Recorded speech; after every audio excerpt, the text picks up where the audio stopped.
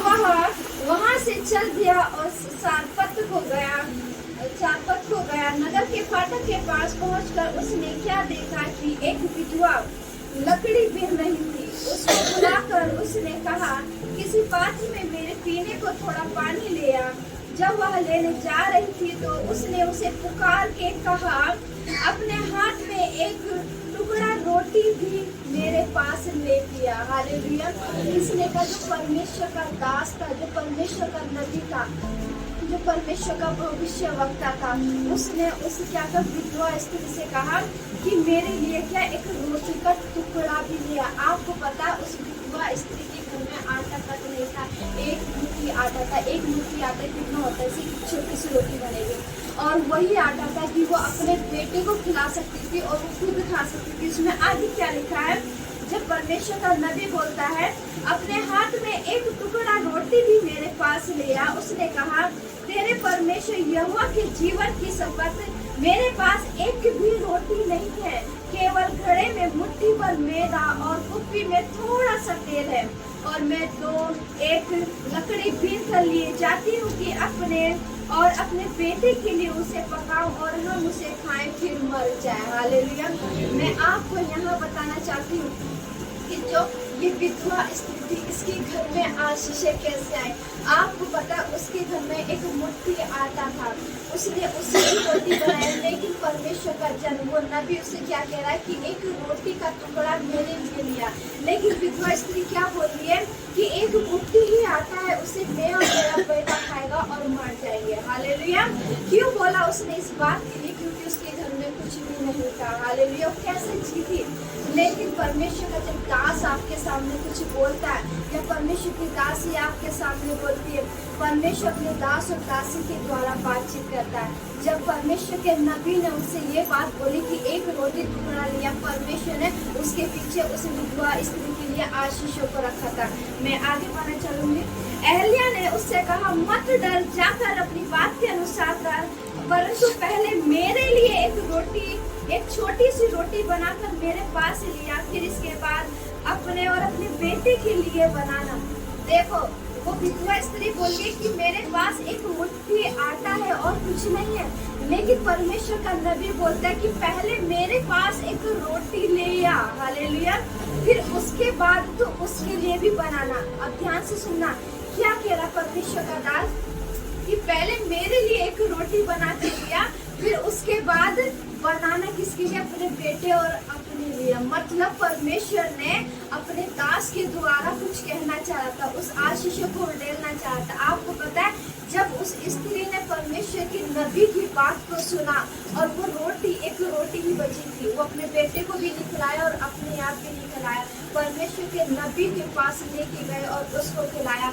और आपको पता है, उसके घर में जो एक मुट्ठी आटा था, वो उस एक मुट्ठी आटे की उसने रोटी बनाई थी, परमेश्वर के नबी को खिलाया। और आगे पता है उसके साथ क्या हुआ? क्योंकि इस्राएल का परमेश्वर यहोवा यूं कहता है, जब तक यहोवा भूमि पर महीना बरसाएगा, तब तक ना तो उस घड़े का मैदा समाप्त होगा और ना उस कुप्पी का तेल घटेगा। हालेलुया। आपको पता है, जब उस स्त्री ने, जिसके पास कुछ भी नहीं था, एक लास्ट रोटी थी अपने लिए और अपने बेटे के लिए, आधी आधी तो खाते, लेकिन उसने अपने बेटे को ना दी, ना अपने आप का, उसने परमेश्वर के जन को दी। हालेलुया। परमेश्वर के जन की, उस परमेश्वर के नबी की बात को माना, परमेश्वर के दास को बात को माना। और पता है क्या हुआ उसके बाद? परंतु पहले मेरे पास लिया कि एक छोटी सी रोटी बनाकर मेरे पास लिया, इसके बाद उसने अपने और अपने बेटे के लिए बनाना। क्योंकि इस्राएल का परमेश्वर यहोवा यूं कहता है, आपने ध्यान से सुना कि परमेश्वर ये कहता है कि भूमि पर महीना बरसेगा, जब तक यहोवा भूमि पर महीना बरसाएगा, तब तक ना तो घड़े का मैदा समाप्त होगा और ना कुप्पी का तेल घटेगा। हालेलुया। और आगे क्या लिखा? तब वह चले गए और एहलिया के वचन के अनुसार, मतलब परमेश्वर के नबी के वचन के अनुसार, तब से वह स्त्री और उसका घराना बहुत दिन तक खाते रहे, यहोवा के उस वचन के अनुसार जो उसने एहलिया के द्वारा कहलाया था। देखो, परमेश्वर ने क्या अपने दास के द्वारा उस वचन को कहलाया था, ना तो उस घड़े का मैदा समाप्त हुआ और ना उस कुप्पी का तेल घटा। हालेलुया। आपको स्त्री ने एक छोटी सी रोटी बनाकर परमेश्वर के दास को दिए, परमेश्वर के दास की बात को माना। आपको पता है जिस घड़े का आटा समाप्त हो गया था, जिस घड़े का तेल समाप्त हो गया था, परमेश्वर ने ऐसी आशीष की उस विधवा स्त्री के घर में, उस घड़े का ना तो तेल समाप्त हुआ और ना आटा समाप्त हुआ। हालेलुया। ऐसे ही जब आप परमेश्वर के दास की बात सुनते हो, परमेश्वर के राज्य के लिए जब आप बोना शुरू करते हो, आपके भले से, आपके भले से घर में 100 रुपये होंगे, अगर आप पूरी ईमानदारी के साथ वही 100 रुपये आप परमेश्वर के राज्य के लिए बोल रहे, मैं आपको ईमानदारी से कह रही परमेश्वर के वचन के साथ कि जैसे परमेश्वर ने उस विधवा स्त्री के जीवन में आशीषों को उड़ेला कि उसके जीवन में कमी को किसी भी चीज की, परमेश्वर आपके जीवन में किसी भी चीज की कमी नहीं होने देगा। आमीन। हालेलुया। परमेश्वर आपको ऐसा भरपूर खिलाएगा कि कमाने वाला पैसा नहीं खाता। हालेलुया। आपको पता वो विधवा स्त्री कहीं रोजगार भी नहीं करती थी। हालेलुया। वो तो लकड़ी बीनने गई थी जंगल में, किस लिए? ताकि रोटी जाकर बनाओ और अपने बेटे को खिलाओ, खुद भी खाओ और मर जाओ। लेकिन उसने परमेश्वर के जन की बात मानी, परमेश्वर के वचन के अनुसार उसने किया और परमेश्वर के दास के लिए बोया। हालेलुया। जब परमेश्वर के दास के, परमेश्वर के जन के लिए करते हैं और परमेश्वर के राज्य के लिए बोलते हैं, तो परमेश्वर हम एक मुट्ठी से देते हैं, लेकिन परमेश्वर हमारी दोनों मुट्ठी को भर देता है। हालेलुया। क्यों भरता है? कि मेरी बेटी इससे देगी और ये इससे जाएगा। हालेलुया। परमेश्वर मतलब हमारी मुट्ठी को खाली नहीं होने देता। आमीन। हालेलुया। इसलिए अपना हृदय को खोले।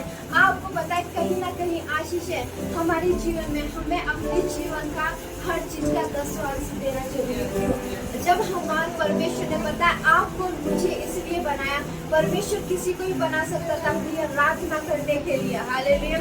लेकिन मुझे और आपको अपनी समानता में इसलिए बनाया, परमेश्वर चाहता था जो मेरी आराधना करे वो मेरे समान और मेरे स्वरूप में हो। आमीन। हालेलुया। इसलिए उसने मेरे और आपकी रचना की बिल्कुल अपनी समानता और स्वरूप में, ताकि हम उसकी महिमा करें। आपको पता है ये देह भी बनाई है तो परमेश्वर की महिमा के लिए बनाई है। हालेलुया। ये मुंह भी बनाया तो परमेश्वर की महिमा के लिए, हाथ पैर बनाए तो परमेश्वर की महिमा के लिए बनाया। हालेलुया। तो अपने जीवन का परमेश्वर के सामने अर्पित करें, उसे समर्पित करें जैसे उस विधवा स्त्री ने दिया। उसने अपने जीवन की सब चीजें परमेश्वर को दी, लेकिन जो एक लास्ट था देना, जब उसने अपनी मुट्ठी खोल के परमेश्वर को दी तो परमेश्वर ने उसके घर के भंडारों को ऐसा भर दिया कि बाइबल बताती है जब तक मैं ना बरसा, अकाल के समय की बात है, जब तक मैं नहीं बरसा उसके मटके का, घड़े का आटा खत्म नहीं हुआ और तेल का मटका वो खत्म नहीं हुआ। हालेलुया। परमेश्वर सच में बहुत अनुग्रहकारी है। मैं आपको एक और पुस्तक से बताना चाहूंगी, मलाकी की पुस्तक। मेरे साथ निकाल लीजिए मलाकी की पुस्तक, उसका 3रा अध्याय में 6 से पढ़ूंगी। क्योंकि मैं यहोवा बदलता नहीं, इस कारण है याकूब की संतान तुम नष्ट नहीं हुए। अपने पुरखाओं के दिन से तुम लोग मेरी विधियों से हटते आए हो और उनका पालन नहीं करते। तुम मेरी ओर फिरो तब मैं भी तुम्हारी ओर फिरूंगा। सेनाओं के यहोवा का यही वचन है। परंतु तुम पूछते हो हम किस बात में फिरें? क्या मनुष्य परमेश्वर को धोखा दे सकता है? पर देखो तुम मुझको धोखा देते हो और तो भी पूछते हो हमने किस बात में तुझे लूटा है? 10वां अंश और उठाने की भेंटों में तुम पर भारी शाप पड़ा है, इसलिए क्योंकि तुम मुझे लूटते हो, वरन सारी जाति ऐसा करती है। सारे 10वां अंश भंडार में ले आओ कि मेरे भवन में भोजन वस्तु रहे। और सेनाओं का यहोवा यूं कहता है कि ऐसा करके मुझे परखो कि मैं आकाश के झरोखे, परमेश्वर क्या कह रहा है कि मैं आकाश के झरोखे तुम्हारे लिए खोलकर तुम्हारे ऊपर अपरंपार आशीषों की वर्षा करता हूँ कि नहीं। मैं तुम्हारे लिए नाश करने वालों को ऐसे हुड़कूंगा कि वह तुम्हारी भूमि की उपज नष्ट करेगा और तुम्हारी दाखलताओं के फल कच्चे ना गिरेंगे। सेनाओं के यहोवा का यही वचन है। तब सारी जाति तुमको धन्य कहेगी, क्योंकि तुम्हारा देश मनोहर देश होगा। सेनाओं के यहोवा का यही वचन है। आमीन। हालेलुया। आपको पता है हमारे जीवन में आशीष है। हम अपने जीवन की सब चीजें कर रहे हैं, चर्च आ रहे, कंटिन्यू चर्च आ रहे हैं, परमेश्वर के साथ बैठ रहे हैं। हालेलुया। आपको पता है ये भी एक दसमांश में आता है कि जब हम परमेश्वर के भवन में आते हैं सिर्फ पैसे का ही दसमांश देना ही नहीं होता है। हालेलुया। आप परमेश्वर के भवन में आ रहे हो, कंटिन्यू हर संडे अपने कीमती समय को निकाल के आ रहे हो, ये भी दसमांश में आता है। हालेलुया। परमेश्वर इसे स्वीकार करता है। आप अपने घर में परमेश्वर के लिए समय को बिता रहे हो, आप 2-2.5 घंटे उसके साथ बैठे हो, ये भी परमेश्वर के अपने प्रार्थना का समय परमेश्वर को दे रहे हो, ये भी दसमांश में आता है। आप बाइबल को पढ़ रहे हो, 2-2.5 घंटे परमेश्वर को दे रहे हो, वो समय भी वचन का मनन कर रहे हो, वो भी दसमांश में आता है। आप जो परमेश्वर के राज्य के लिए चाहे अनाज के द्वारा चाहे राशन के द्वारा बोलते हैं, ये भी दसमांश में आता है। आप पैसे के द्वारा दे रहे हो, ये भी दसमांश में जाता है। परमेश्वर हर तरीके से आपको आशीष देता है। हालेलुया। तो आपको जानना है कि अगर मेरे जीवन में ये परेशानी अब तक बनी है तो क्यों बनी है, तो उस चीज को आपको निकालना और परमेश्वर के राज्य में आपको देखना है कि मैं संडे चर्च जा रही हूँ और मैं दसवांश भी हो रही हूँ, फिर भी मेरे जीवन में परेशानी क्यों है, ये परेशानियाँ जा क्यों नहीं रही है। जब आप परमेश्वर से पूछोगे तो परमेश्वर बताएगा कि आपकी गलती का आपने कमी कहाँ किया। हालेलुया। इसलिए अपनी आशीषों को चक्के की तरह लेना सीखो। हालेलुया। जैसे उसने चक्के ने अपनी आशीषों को लिया। हालेलुया।